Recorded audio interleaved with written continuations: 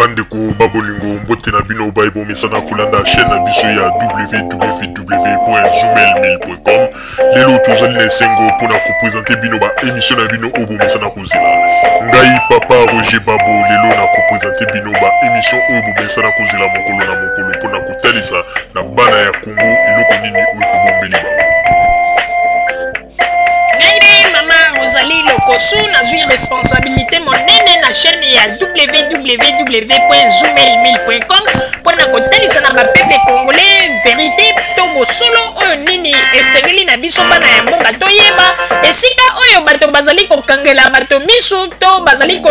koyebisa bato bamakambo oyo ezali ndenge wana te ebongi malamu ete biso bato ya Zoomelmail totombola mongongo mpe toloba tolakisa bango bosolo po ete mboka na biso ekende liboso po ete bapeple congolais bayeba eloko nini tokoki kosala po ete nyonso tu ezali kaka mpona lokumu ya mboka na biso po ete ezali esengo mingi mpona kotangusa bosolo na kati na biso ba diaspora congolaise oyo tozali libanda ya mboka. Ntango oyo bozalaka kabisika bozali nde bokolanda basango ya www.zoomelmail.com. Bandeko babolingo mbote na bino baebomisana kolanda radio Zoomelmail. Bandeko babolingo lelo tozali na sengo mingi pona ko présenter bino ba émission na bino bomesana kolanda mokolo na mokolo. Lelo tokolobela bino nini bandeko babolingo. Lelo tozali koyebisa bino pona makambo oyo ndenge nini bato bazali kolela na oyo etali ba passeport na bango na ambassade ya RDC na Berlin. Ndenge nini bato bazali kolela pe situation yango ezali ko changer ata mokete. Bandiko babolingo bolandaka na ba émission oyo tosalaka mikolo eleki. Boyokaka ndenge toyebisaka bino ete bandeko bosala keba moto moko te azwa lisusu mbongo na ye akende kopesa na bato ambassade soi-disant alingi kosalisa passeport. Tobendaka bino matoi. Tolobaka mingi pona likambo yango. Na banzi bato oyo balandaka ba émission na biso bayokaka. Toyebisaka bino ete ndeko kokende kobwaka mbongo na yo na mai ya lwalaba te po ete okende kopesa bato ya ambassade ya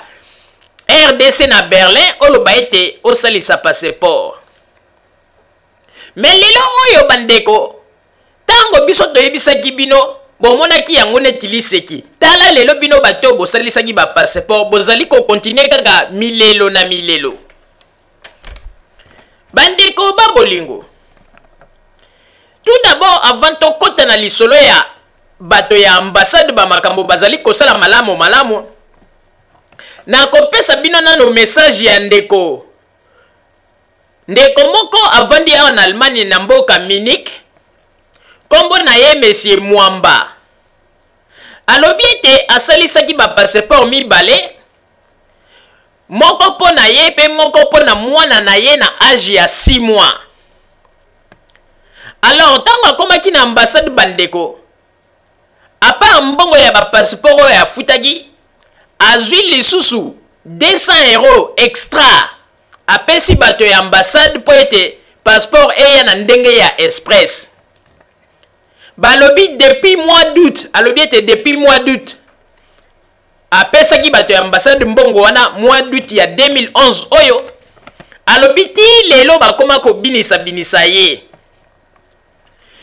Bandiko babolingo ngai na koyebisa bino ete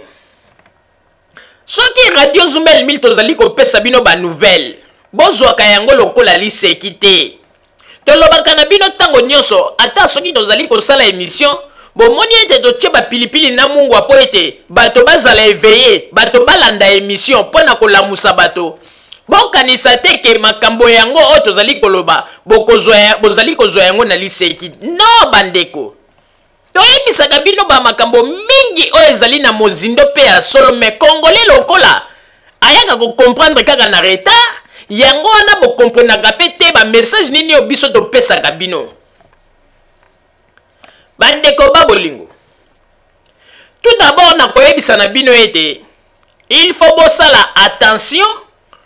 na ambassade ya RDC na Berlin po ete ezali ambassade oyo ezali composé na ba escroc oyo bazali ko sala ba makambo oyo ndenge gouvernement ya mboka na biso ezali kolinga te. Pe ba makambo wana oyo ndenge sala magana ambassade tozali ko confirmer yango meme ye moko ambassadrice Shakembo azali na kati na baje wana nyonso moto ako sabino te. Bande ko babolingo toko prouver yango lelo. Problème ezali nini? Tout d'abord toko yebisa bino ete bokeba na information oyo ya lokuta oyo bomoni ete bacheli bino balobi ete 216 passeport ezali kuna na ambassade pe ba intéressé bazali kokende ko réclamer yango te po ete evandi kuna bandeko. Tout d'abord ezali ba fausse information bato ya ambassade ya RDC batika ko distraire ba peuple congolais. Pona nini? Bandeko, tango tokende ko salisa ba passeport to pesaka identité na biso nyonso ba kombo ya bato nyonso to ezalaka kuna pe okomona na kati na ba identité na biso ba adresse to tikelaka bango. Comment expliquer bato ya ambassade ba koki kozala na 216 passeport balobi ete ata congolais moko bakenda ko retirer te bandeko depuis année passée 2010 ti lelo balobi bazalaka na yango kuna mais bandeko bazali quand même na ba adresse ya bato wana ata soki balobi bakotindela bango ba passeport te mais au moins ya ko informer lettre pamba pona ko koma ete tozali na ndeko tozali na passeport na yo awa yaka ko retirer. Est-ce que basalaka yango? Donc le bête 2010 le kola ba passeport evanda kuna bango pe bazui bavandi na bango oza komona ndenge bato bazali na lokuta bazali kosakana na bato yango ete toyebisi na ba congolais bolanda information na batie na page na bango ya site ya internet te oyo ya ambassade ezali ba information ya lokuta boyebi tina nini bapesi ya information wana boyoka sikoyo vérité esika ezali oyo tolingi tofungolela bino makambo yango liboke ya makambo esika ya ezali boyebi bato ya ambassade oyo bazali kozwa bato lokola bazoba bazali kokanisa ete ndenge tozalaki na tango ya deuxième république na tango ya Mobutu tozali kaka babolole bazoba pe makambo bazali kosala balobi ete tozali kobuba bango pona nini na lobi boye bandeko. Boyebi mokolo oyo toyambaki honorable Francis Kalombo ezalaki na ndeko moko atunaki motuna na ye na oyo etali makambo ya ba passeport ndeko wana lobi ete asalisaka passeport na ye depuis année passée bato ya ambassade bazali kobimisa ye kaka tango Francis Kalombo ayaki kobimisa mopepe pe alobi ete makambo ya ba passeport oyo ezali te ou bien bokanisa oyo Joseph Kabila ou bien o boyete makambo ya ba passeport congolais ezali bongo ba occidentaux nde Union européenne nde bango nde moto basalaki tout po ete ba passeport nyonso ekoma biométrique pe ba exigaki même na ba pays africains mais aye koloba boye makambo ya ba passeport ndenge ezali wana bato mingi oyo basomba ba passeport na bango na ba ambassade oyo bapesaka bambongo na bango bayebi kaka ke basombi ba passeport bazali kozela bato ya ambassade ya Berlin bazwa bambongo wana balia basalela yango balia yango mbongo ekenda na Congo te yango na ete ba dossier ya bato ebele kuna na ministère ya affaires étrangères ekangama kuna po ete bazelaka bato ya ambassade batindela bango mbongo bato ya ambassade balingaka kolibere mbongo te yango na pe ba dossier wana ndenge vanda kuna ekoma bloqué po ete bato ya ambassade ya Berlin bazwa bambongo na bino balia. Alors bandeko babolingo bomoni ete tango biso radio Zoumel mil toyebisaka bino makambo tozalaka bato ya maboma te boza ko se rappeler lisusu na émission moko tosalaka soki bofuye na ba émission na biso ya kala tosalaka pona makambo ya ba passeport ya ambassade toyebisaka bino boye tosalaka ba enquête tango tosalaka ba enquête tobengi meme te na ministère ya affaires étrangères bayebisi biso balobi ba dossier ya bato ezali mais ambassade a libéré na lo bambongo te bandeko esali ba mois ebele depuis toloba likambo wana mais tala lelo oyo tango toyambaki honorable Francis Kalombo kaka na motuna oyo un auditeur atunaki Francis Kalombo alobi kaka la même chose ndenge biso tolobaki bomoni ndenge bato ya ambassade bazali kosakana na bato sikoyo tango bamoni Francis Kalombo honorable Francis Kalombo aye kobimisa likambo wana mopepe ya likambo ya ba passeport nde bango esali bango kobanga baye kokosa batieli bato nini oyo batieli bato annonce mpona koloba ete 216 passeport ezali ya na ambassade bato bayaka koretire te bino bozali kolinga kozwa bato lokola banani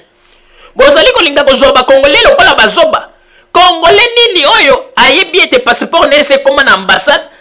esali mikolo ebele akendeke koretire te boyebi bapele boni oyo bino bozwaka oyo bakongole bazali kobenga bino mpona bapasseport na bango kaka bapromese oyo nano eye te il faut bozela moke bamakambo kaka ya lokuta me boyebaka ete lokuta na bino oyo bokosaki bokomi nde na suka bandeko nakoaprendre bino lisusu eloko moko bomonaka baliste oyo bato ya ambassade batiaka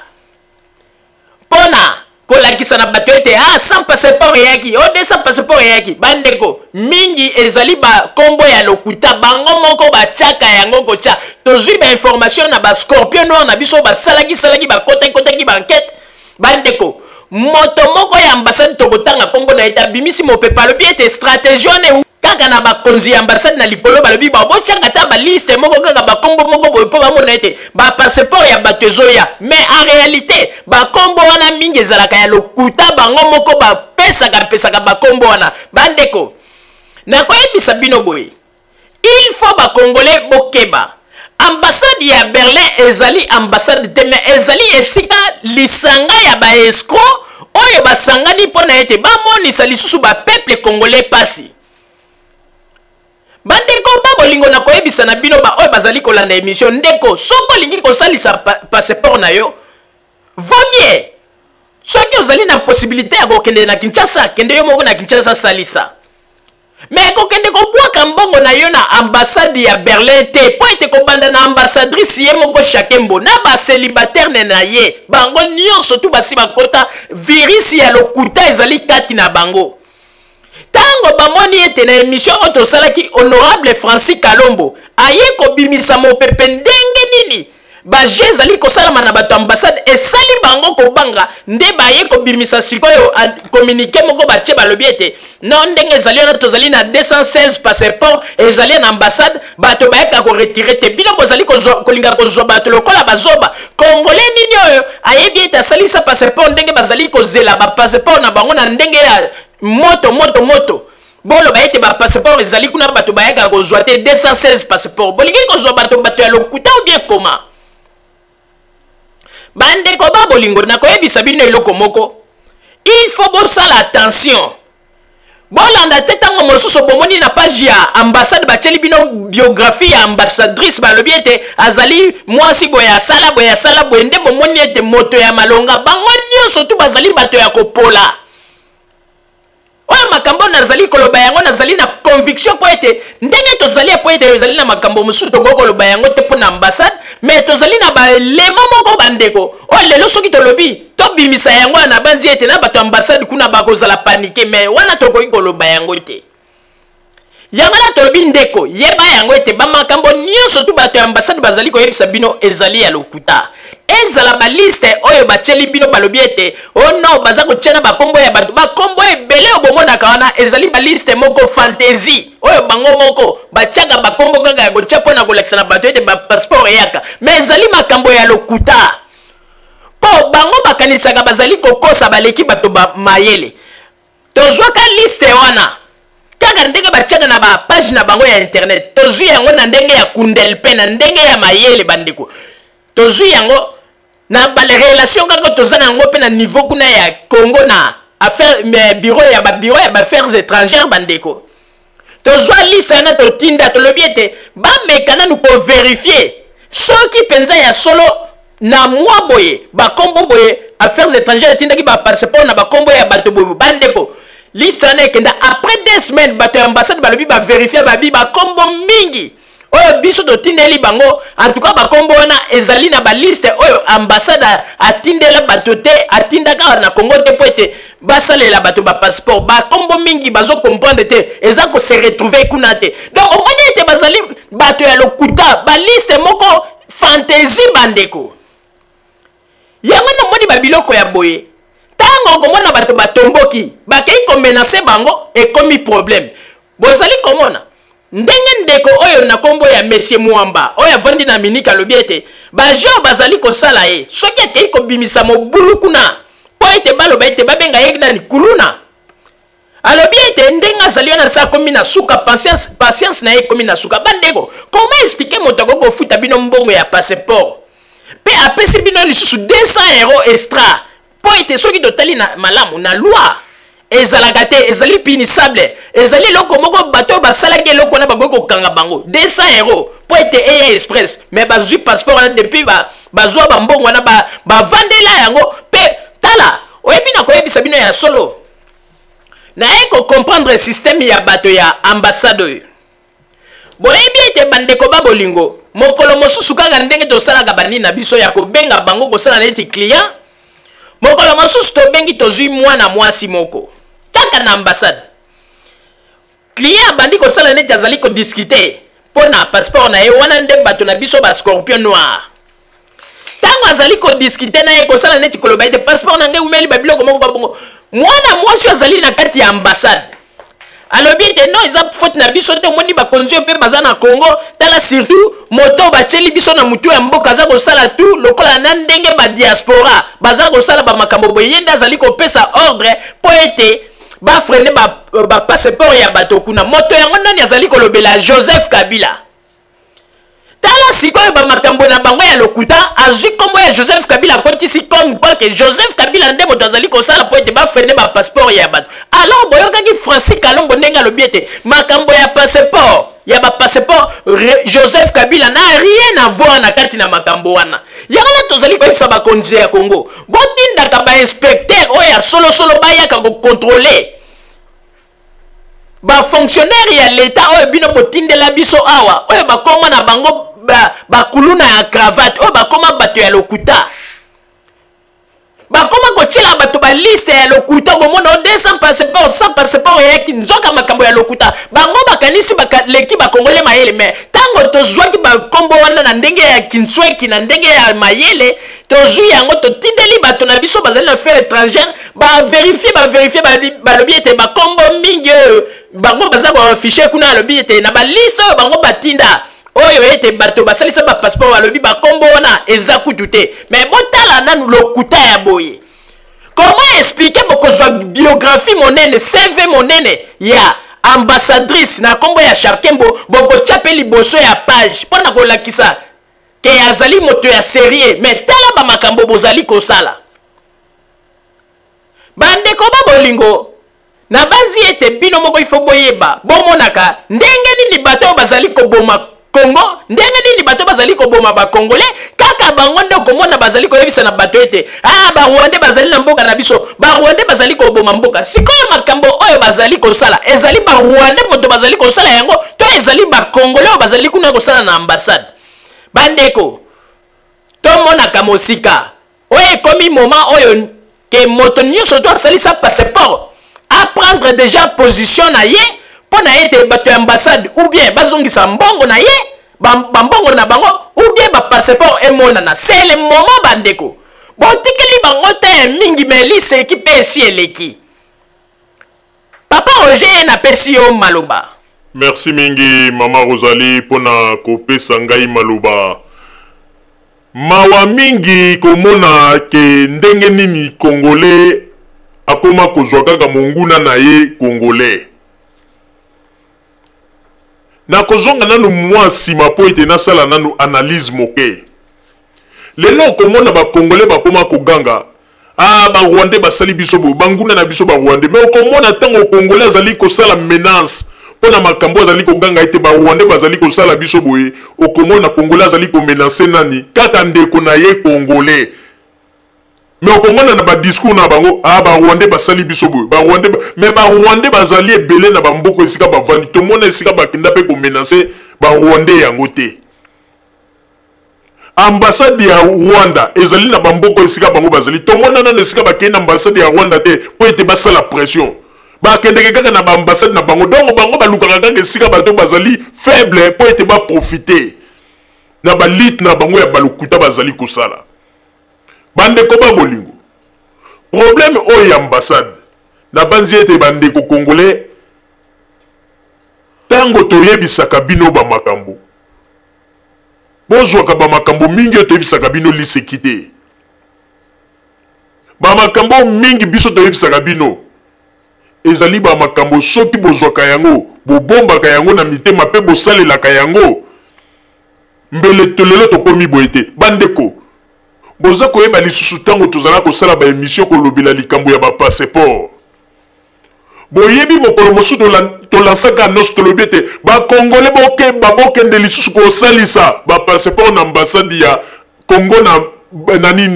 na Berlin te po topesaka bino réalité ya makambo ndenge ezali mais congolais lokola amonaka ete soki bazali koyebisa makambo congolais alingaka nde réagir après avoir sa zwi coup tala ba makambo bato ambassade bazali kosala bandeko na ba liste na bango ya lokuta fantaisie oyo bakoma kotiela bato kokosa ote passeport bo nombre bo ya ba passeport yaki nzoka lokuta mais bayebaki teke bakanisaki balekaki bato maele bayebaki teke radio Zoomel 1000 ezali radio oyo tozali na bato na biso soki tolobi tosala enquête mpona likambo ndeko ata olobaki ya solo ata okosaki yebaka ete vérité kokomela biso tango bango bazalaki kozwa baliste na bango baza kotia 100 passeport 200 passeport bandeko ndenge toza koyebisa bino ti lelo po ete tobandaki kolinga kolobela yango te bato mingi babandaki kokomela biso surtout mpona kolela mpona bapasseport na bango eza na bato mosusu kuta oyo basi bakomeli biso balobi me ndenge nini liboso tolaki so tokomeli bino boza kolobela sikoyo toza kokomela bino boza kolobela te mpona nini seke bino moko pe bokomi na kati ya makambo oyo seke ezali ya solo ndenge batola baza koloba ete Kabila nde moto azali kosala ba makambo oyo ndeko soki tomonaki ete tobaye tozali kolobela lisusu te mpo tomonaki ete wana eza foti na bino bandeko combien de fois toyebisaki bino bandeko s'il s'agit ya kosenga permission bokende komarche liboso ya ambassade bosala yango bobengisi meme bajournaliste topesa bino ba stratégie nyonso bokoki kosala parce que oyo eza kosalama na ambassade ezali escroquerie bandeko tozali na bapreuve oyo biso moko tozwa baliste wana bango batiaka totinda yango na ndenge ya nini na ndenge ya fax totindi toskane kutu mosusu na ekoma na maboko ya responsable moko moto moko asalaka na affaires étrangères na Congo tokotanga nkombo na ye te bakenda baverifie bamakambo wana esala 2 semaines baye korépondre biso balobi bakombo mingi oyo batinde baza kotia kuna en tout cas awa tomoni yango te na ndenge bakombo bango baregistre bato oyo bango baregistre oyo basalisa bapasseport bakombo mingi awa tomoni yango te bandeko botala escroquerie ya boye comment expliquer ambassadrice mobimba akoki kozala na kati na baescroquerie ya ndenge ya boye aza kopermettre makambo ya lokuta ose na kati ya ambassade bandeko boyebisa biso crédibilité nini tokoki kopesa ye sikoyo na makambo ya lokuta boye pe bandeko bino boyokaka te tolobaki malamu ndeko omeka kokende kopesa mbongo na yo na ambassade ya bato ya Berlin te baza kolia bato mbongo bato mingi bakanisaki toza kosakana tala lelo situation tokomi na yango boyokaki bino moko tango honorable Francis Kalombo kaka na émission tosalisaki na question moko un auditeur atunaki ye tango a répondre boyokaki bino moko ndenge nini réponse ya honorable Francis Kalombo alobi ke boye ba dossier mingi ezali na affaires étrangères ezali bloqué mpona nini bato ya ambassade batinda mbongo te alors que bato basi bafuta bambongo na bango kaka bamakambo toyebisaka bino bankete tosalaka liboso bandeko soki bolandi na bémission na biso bofuye na badossier bokomona na bémission na biso kala tolobaka tolobi tosalaki bankete bato ministère ya affaires étrangères bayebisi biso ke badossier mingi ezali me baza kozela mbongo bato ambassade nanu balibere te tala lelo tango tosalaki émission nani honorable Francis Kalombo a confirmé kaka makambo tolobaki yango na tango baye komona ete honorable Francis Kalombo alobaki bongo baye lisusu kosala stratégie ya kokosa mpona koloba ete bazali na 216 passeport oyo bato bazali koretire te mpona nini lokuta ya bo bozali kolinga kozwa so bato lokola banani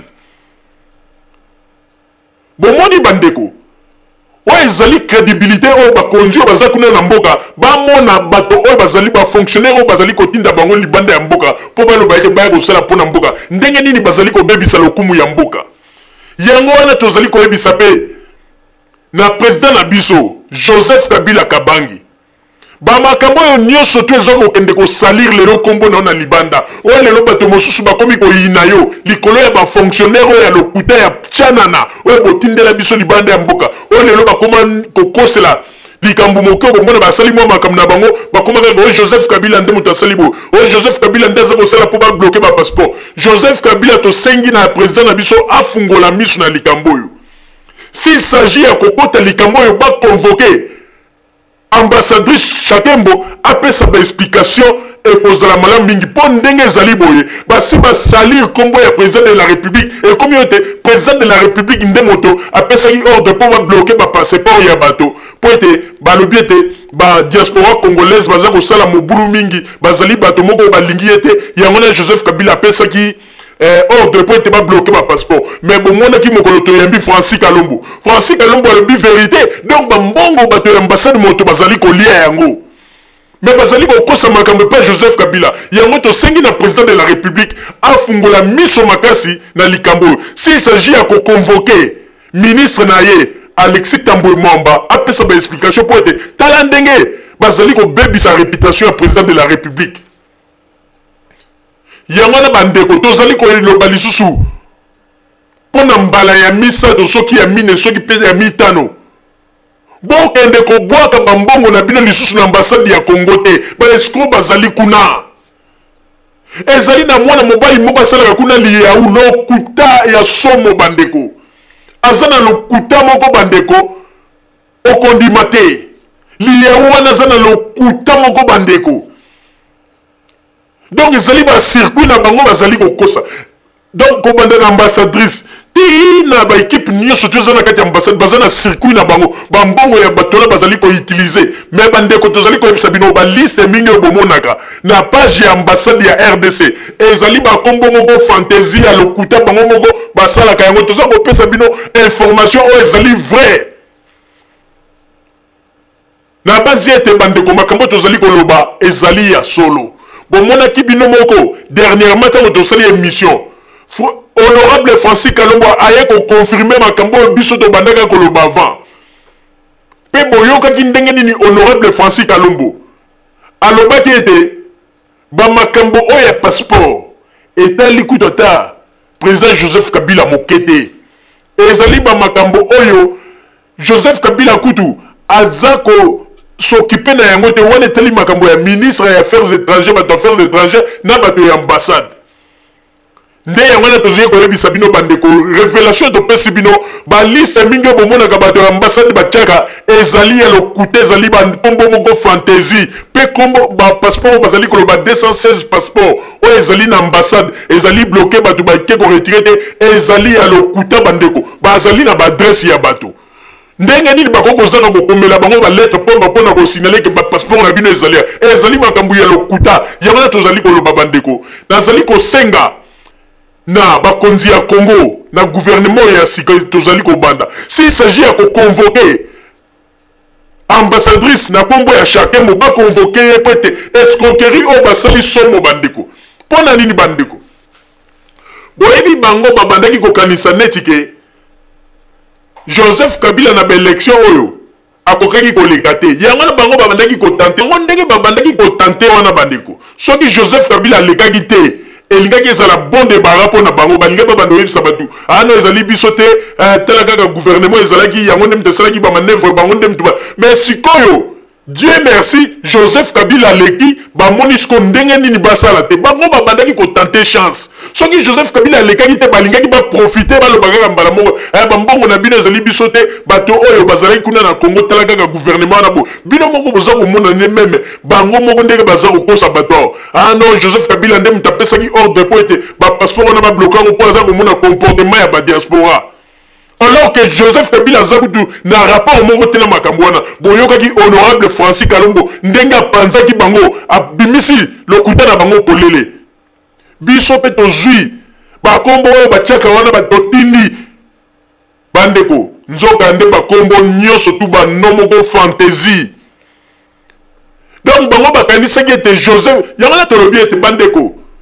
bato mingi bomoni bango na baambassade mingi bazalaki contre balingaki ete Joseph Kabila pe aleka te mais sikoyo ndenge ezali lokola Joseph Kabila aleki il faut base justifier bambongo ya bato wana batia yango wapi mais tozali kosenga na bakonzi ya Congo surtout na président de la République Joseph Kabila Kabange afungola miso na likambo oyo parce que kombo na ye ezali sali na bato moko oyo bamakambo bazali kosala babétise na bango bazali kobwakela bafulu wana basalitaire nyonso na kombo ya président Joseph Kabila Kabange alors que tosengi na bakonzi ya Congo c'est le moment yango oyo bofungolela likambo oyo miso Mama Rosalie nazongiseli yo maloba. Merci mingi papa Roger pona kozongisela ngai maloba. Bandeko congolais pe bandeko congolaise na banzi ete makambo tozali koloba moto nyonso tu il faut sala attention oyo nyonso to azalaki na idée ya kokende kosalisa passeport oyo ke motema na ye etutisamaki po ya kende na ambassade ya RDC na Berlin a stoppé nanu bandeko s'il s'agit ya ko changer système ya koluka ndenge nini okoki kosalisa passeport na yo kokende kobwaka mbongo na yo na ambassade ya Berlin te po ete bato wana bazalaki na de possibilité oyo babandaki kotante mpo na bango bamonaki ete baélection oyo ekokaki kozala bon débarras mpo na bango soki Joseph Kabila aleki te baya koluka raison moko ndenge nini balingaki bakosa mpo na bambongo ya bato oyo bango balia mais lokola Joseph Kabila aleki bazali lokola bato oyo batie bango sikoyo singa na kingo mpo ete gouvernement en place ezali ko continuer sikoyo bako se justifier bambongo ya bato ekenda wapi kaka ndenge toyebisaki bino ndenge ezalaka komona baapele na biso mosusu tobengaka bascorpion noir na biso babengaka bango bazali kokanisa neti baclient ya passeport okomona ndenge nini ntango bazwaka bazali mpe kozwa audace ya kokritike bakonzi ya Congo mpona koloba ete bomoni bato ya gouvernement wana baza kosala manœuvre Joseph Kabila asapesi bango ordre mpo ete bapasseport epesama te na badiaspora mpo ete liboso babandaki koloba ete Joseph Kabila abandaki kobanga badiaspora bazwa bapasseport na bango mpo soki bake ebele kuna bakosanrole mpo bavote Tshisekedi bomoni bato oyo ndenge bazali komanipule bato mais sikoyo ndenge ezali wana toyebi te nimero nini bakokosa tala sikoyo nzambe alalaka te ntango toyambi honorable Francis Kalombo alobi vérité abibisi vérité na bango polele nde esali bango kobanga sikoyo na ndenge baye komona baélection eleki Joseph Kabila leki bamoni lokola batie bango siko kisinga na kingo nde baye kokosa ete bazali na 216 passeport biométrique oyo ezali kuna na ambassade oyo bakongolais bakenda nanu koretire te bandeko bozwa bato lokola bazoba te parce que bozali na baadresse ya bato wana est-ce que bokomela bato wana donc lokola bapasseport evandi kuna bino mpe bozwi bovandi botika lokuta bozwa bato lokola bazoba te lokuta na bino bosi bobandaki yango depuis kala depuis année passée bobanda kokosa mais boyebaka teke na lokuta na bino oyo bino bozali kosala bozali koyeba teke bozali komitia nde singa na kingo yango ete bandeko nakoyebisa bino ete ekipe ya bato nyonso to bazali kosala kuna na ambassade ya Congo na Berlin kobanda na ye moko ambassadrice Shakembo na bato nyonso tu bazali na bango kaka bato oyo bayaki kosalela mboka te me bayaki nde kosenrichir na bambongo ya bakongolais ya pasi ya motoki azali kozwa na poto mbongo na bango ya pasi yango ete bandeko tozali koyebisa bino moto moko te azwa lisusu likanisi ya kokende kosalisa passeport na ambassade ya RDC na Berlin bakomi na baje ya ndenge ya kosakana te mais tosengi mpe na bino bakongolais bino bato bosalisa bapasseport oyo babinisaka bino boyokana bosangana bokende bino nyonso bosengi ata permission na niveau ya la police pona kokende kosala marche monene liboso ya ambassade bobengisi na bajournaliste pe boyebisi bango vérité na banzi ete wana nde esika tokoyeba sikoyo lokuta oyo chacun mbona bato na ye bazali komemela biso bandeko bakomisi yango lokola moziki bakomisi ya bambongo ya bakongole oyo bazali kozwa na poto ya na pasi lokola eloko moko nde esika bango bakosenrichir me ngai nazali kokamwa na kosenga na moto nyonso to oyo asalisa passeport na minute oyo nazali kosenga boye radio Zoomel mile ezali kosenga moto nyonso to asalisa passeport oyo oyebi ete ntango osalisaki passeport na yo esali mikolo ebele nano zwa yango te tozali kolanse annonce ndeko komela biso kombo na yo pesa na nimero na yo na nini tindela biso yango bandeko nde biso tokoyeba ndenge nini tokolanse message na bakonzi oyo bazali na Congo mpona koyeba bato nini oyo bazali na baproblème oyo bato ambassade basala bango ezala ti lelo depuis année passée bazali ntango nyonso kosouffrir mpona bapasseport na bango tokosenga na bino bandeko bokomela biso boîte email na biso ezali diaspora-rdc@zoomel1000.com bokomona yango mpe na site internet na biso soki botali yango bandeko bokomela biso moto nyonso twakoma ndeko kobanga te ntango mosokolo bao bakote bakonzi ya Congo nde kutu bazali na besoin bayeba baverité na bino po ete ntango nyonso bato ya ambassade bazali kokosa bango oh non eloko moko ezali te bolanda bato wana te me tosengi ete bandeko bokomela biso bopesi na banimero na bino na bakombo biso moko toyebi ndenge nini tokomeka to alerte susu topesi tokozwa bakombo na bino totindi yango epai ya bakonzi ya Congo to alerte bango toyebisa bango makambo nini oyo ambassadrice Chakembo na ba fonctionnaire na ye ba makambo bazali kosala na kati ya ambassade na bambongo ya bato bazali kozwa na pasi awa na poto ezali pasi mingi pe mawa po ete balokuta ya boye kaka biso moko bakongole tozali kosala po ete mboka ezonga nsima ndenge balobaka ete congolais azali koboma kaka ndeko na ye congolais ezali ba rwandais te me yango na tozali koloba ete bandeko ekomi moment oyo il faut koluka totia Chakembo contre mur po ete lokuta esi eleki totia ye contre mur po ete vérité sikoyo eyeba na polele pe na banzi ete bolongola makanisio ndenge babandaki koyebisa bino ete Joseph Kabila nde moto apesi ordre kuna na niveau ya Congo po ete diaspora bazwa bapasseport te po azali kobanga bakende kosarole yango tolobi ete bokomela biso bopesi bakombo na biso ndeko kobanga te ezali moment oyo tolingi tosala eloko moko po ete ezali lokola délivrance oyo biso tokosala po ete bapasseport ya bato elongwa na Kinshasa eya po ete bato bazwa bapasseport na bango tolingi tobouge toningisa o ndenge balobaka ta na liloba ya Nzambe ete po ete Nzambe ayanola yo il faut kobondela po ete oningisa kiti na ye ya bokonzi Nzambe ayoka yo na moment oyo radio Zoomel 1000 ezali kopesa bino occasion bandeko